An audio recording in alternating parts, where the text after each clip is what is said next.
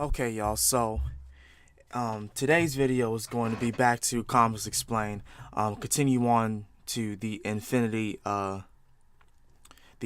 comic issue, featuring the Black Order. Now, this one is Thanos' Black Order invades Wakanda. Infinity New Avengers. Now, without further ado, I'm not even gonna waste any time. Let's just get right on into this. Guys, this is Rob. If you guys enjoy my content, make sure you hit the subscribe button and make sure you hit that little bell so you never miss out on my sexy voice. Alright, so truth to tell, Infinity is turning out to be a lot more popular than I thought it would be. Man, I didn't realize you guys would be that excited about it.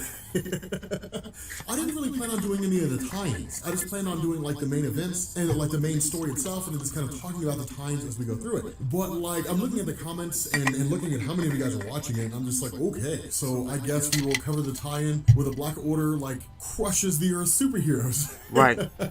Now this is cool. Like it's one of the coolest things ever. Like I love the Cold Obsidian. Like it's one of the coolest ideas. Like having Thanos' own order. Now one thing I want you guys to bear in mind: the next video that comes out, we actually won't reference this because I'm recording this after I recorded that one. But we'll make sure this fits in terms of like the video playlist and being in chronological order, all that kind of good stuff. But initially this picks up with what the Cold Obsidian has learned, that the Infinity Stones are basically gone. Now remember, this comes from the Outrider. This comes from that Outrider that showed up on Earth and it was looking for the Infinity Stones so the Infinity Gauntlet could be reformed. And of course, once it reported back, its mind was read and we end up learning what it is that's going on. And it's kind of interesting because the Cold Obsidian doesn't necessarily agree with Thanos. In Thanos' mind, he is looking to regain absolute power. And even like Supergiant is just kind of like, okay, but there's only one stone left. There's only the Time Stone. Remember, we covered that in Hickman's Avengers and New Avengers. When the incursions were happening, Captain America got the Infinity Gauntlet. He tried to push one of the other universes away, and it destroyed the Infinity Stones. Everything except for the Time Stone was shattered, and the Time Stone disappeared. But because of the fact that it's still there, Thanos' response is, you only ever really need one stone, and that makes you God. Not only that, like what this would do, if Thanos got the Time Stone, he could just jump back into the past to the point when the Illuminati presumably had the Infinity Gems. He could just kill them all, take the Infinity Gems, jump back to the modern day, have a fully fleshed out Infinity Gauntlet, and retain godhood. But remember, it's kind of cool because for Thanos, being God is like a drug. Because over the course of his publication history, he's been God a multitude of times. The first time it was the Cosmic Cube. The second time it was the Infinity Gauntlet. We saw a handful of things going on. If you read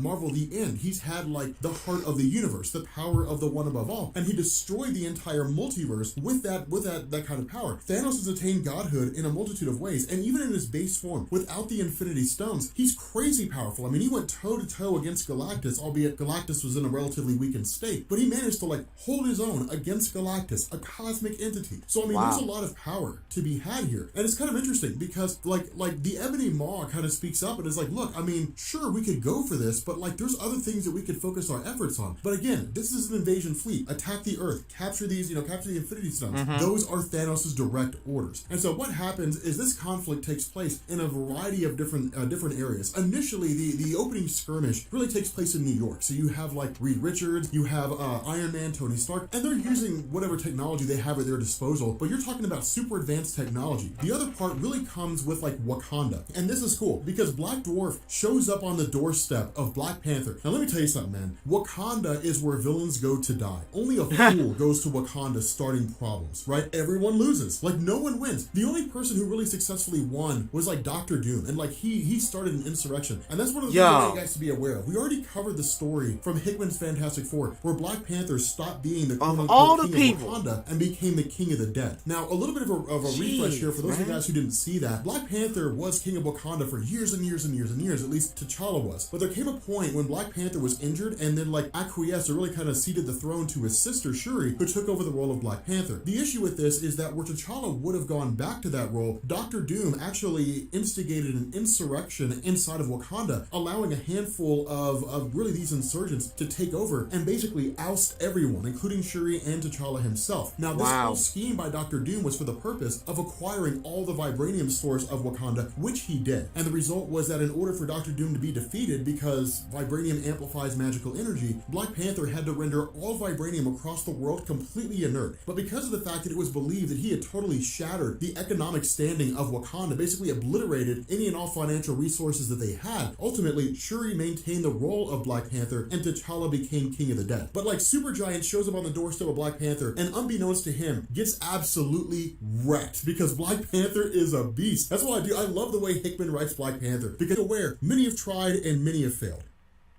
But from here, we switch over to Atlantis. This is another thing that I want to kind of focus on here and I want to talk about for a second. The animosity between Namor the Submariner and Black Panther has only ever really been a recent thing. I mean, for the most part, they were kind of teammates, and I mean, they worked together from time to time. But the reason why there was so much animosity at the time this story was being written was because of a story called Avengers versus X-Men, which we've covered. And Avengers versus X-Men saw Namor the Submariner basically getting one part of the Phoenix Force, which was also split among Emma Frost of the X-Men, Cyclops of the X-Men, Colossus, and his sister Magic. The result is that Namor the Submariner launched an attack against Wakanda and destroyed the entirety of the necropolis and the whole 9 yards. So Wakanda's still in a rebuilding phase. But in response to this, Black Panther destroyed the entirety of Atlantis. Like he sent his soldiers, sent his forces to Atlantis, invaded it, and just razed it to the ground. And so at this point, Atlantis is on the verge of complete and total destruction. So when Proxima Midnight shows up on the doorstep of Namor the Submariner and says, "We're looking for the Infinity Stones. Tell me where they are, or I'll destroy what paltry little kingdom you have left." And so for Namor the Submariner to be told, Atlantis will be destroyed. Whatever little soldiers you have left, they'll be totally annihilated. I'll destroy you and everything that you know and love. Then it's like, okay, I'll do whatever I have to do in order to make sure Atlantis is safe. But vengeance is on his mind. And so when the question is asked by Proxima Midnight, where is the Infinity Stones? Where should I send all these forces of Thanos? The response of Namor the Submariner is, it's in Wakanda. Because that way it'll see just the total destruction of Black Panther and everything in Wakanda itself. But from here, we move to what's probably one of the best parts of Infinity. We move to the Ebony Maw. Now, I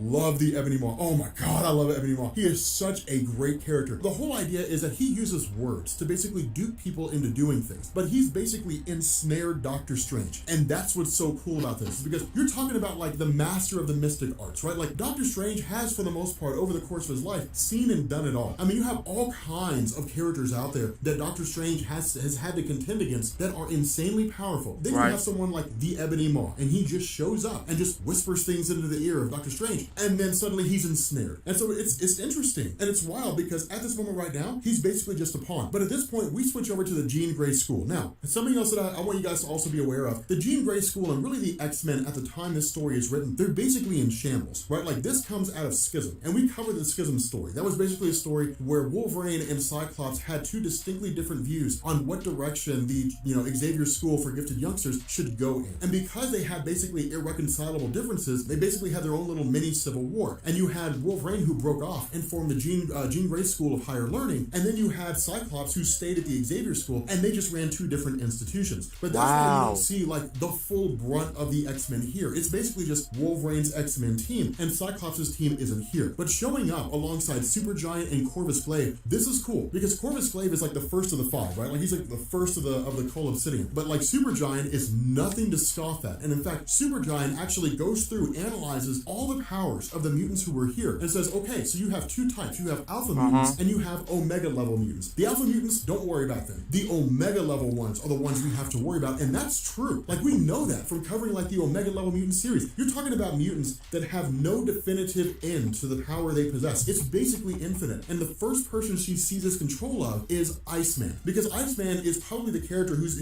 easiest to use to basically freeze everybody up, to completely and totally take them over. But then suddenly you have Wolverine who jumps in. But the issue with this is that as soon as he jumps into the fray, he's immediately impaled by Corvus Glaive, and he's like, done. Like you're done. You're finished, man. Like I don't know what to tell you, man, but like you're done. There's nothing else with you besides this whole thing. Like that's it. And so the result is that switching back over to Wakanda, what we end up finding out is like the Black Dwarf just got wrecked. Like he was absolutely decimated. But it's kind of funny because where Shuri and the other members of Wakanda would relish in this and celebrate, Black Panther, like T'Challa, he's hardened. Like he's been down this road a multitude of times, especially when it came to like Ulysses Claw. And so the idea in his mind is they weren't really looking for this kind of resistance. They weren't really expecting to show up here and get absolutely like steamrolled by Wakanda. But once they're here, they're looking for a thing in particular. And so they will come back with a much larger force. And that's what he's concerned about. And so what ends up happening is that we pick up in the aftermath of this, right? Like we pick up with Thanos' ship sitting over at Tillin, but it's kind of cool because you have like the Black Dwarf, you've got Corvus Glaive, you got Proxima Midnight, you know, you have everybody except for the Ebony Maw who basically show up here. Now remember, when it comes to Thanos and the Black Order, for the most part, they're given a lot of leeway, right? Like Thanos is like, here's my instructions, complete them, I don't care how you do it, as long as you do not come back here with failure. That's basically the rule. And so they're kind of given free reign. And the Ebony Maw is no different. When Thanos looked at the Ebony Maw, he basically says, okay, look, his methods aren't necessarily normal, they're pretty unorthodox, but he gets results. And at the end of the day, that's all I care about. Because people are asking, like, where's the Ebony Maw? We can't communicate with him telepathically, he's not using his communicator, he's basically gone off the reservation, he's off the radar entirely. But Thanos isn't really worried about that because the Ebony Maw always gets results. The issue with this is that the other members are really, Proxima Midnight says, look, according to Namor the Submariner, he told me that like the time stone's in Wakanda, so we're gonna have to go to Wakanda. Now, Thanos' response is cool, but I'm gonna go down to the Inhuman Royal City first. I'm gonna deal with them. We'll find out, where that extends to in the next video. But in this one, it's kind of cool because like the Black Dwarf is like, hey man, look, I'm really sorry I failed. I'm sorry I screwed up, but I'll make up for it, man. And Thanos is like, no, you will not. Like I'm gonna smash your head into the ground. I'm gonna help you understand your place in the bigger picture, and then you're gonna go sit in a cell and you're just gonna wait until I call for you. Now, this is a pretty significant thing because for the Cold Obsidian, one of the most important things they can do is one, please Thanos, and two, if they please Thanos, to hand their lives over to death. That's really what they shoot for. But with Thanos being displeased, it's like the ultimate failure on their behalf. They lose respect of the other members, from the other members of the Cold Obsidian, and so the result is that Black Dwarf is just kind of in a pretty rough spot at the moment. And so what ends up happening here is like the entire force of Wakanda, Black Panther, Shuri, all their soldiers, the whole 9 yards, are basically forced to look on as Thanos' invasion fleet moves full on into Wakanda. Proxima Midnight, Corvus Glaive, Supergiant, the whole 9 yards. They all basically make their move onto Wakanda. And the question that's left here is, what chance does Wakanda have? What possible hope do they have against the entire brunt of Thanos' armies combined with the Black Order, along with Thanos presumably showing up after he's done dealing with the Inhumans? But with that being said, guys, we're going to bring this video to an end. If you are new here to Comics Explained, make sure you guys hit the sub button to become part of the Rob Corp. This is something. Make sure you drop a like, and I will catch you all later. Peace.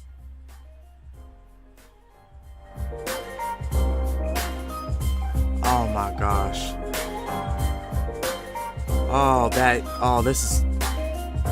This is nuts because I already knew the whole thing about Wakanda and the whole thing with Black Dwarf and how he was leading them to try to get the time stone, which is where it actually is. But I didn't know that how Thanos reprimanded him. I thought he basically killed him. No, he just banged his head in the floor and he's like, no, you're going in a cell till I fucking call you. Jesus. Alright, well, that's going to be it for this video. Then the next part, I believe we're going to be going to the conclusion. Yeah, it's the conclusion. So, till then, you guys, this has been The Real Sakurai, and I hope you guys enjoyed this video. Peace.